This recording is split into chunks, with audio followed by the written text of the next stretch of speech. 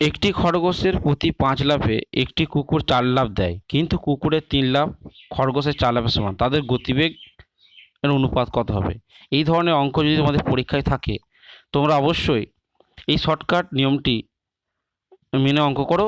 খুব কম সময়ে তোমাদের খরগোশের অঙ্কটা 5 লাফ সমান সাবমিট। কুকুরের 4 লাফ বলেছে, তাহলে আমরা লিখে দিলাম RABBIT বা র্যাবিট একদিকে, আর পাশে লিখে দিলাম ডগ।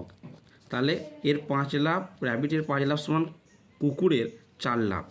আবার বলেছে কুকুরের 3 লাফ সমান খরগোশের 4 লাফ। এইসব অঙ্কের ক্ষেত্রে এদের গতিবেগ চেয়েছে।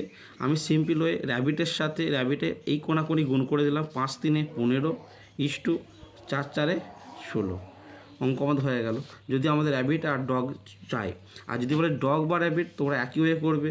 আগে ডগ লিখবে, তারপরে র্যাবিট লিখবে, লেখা হয়ে গেল। এবার এটা হয়ে যাবে 4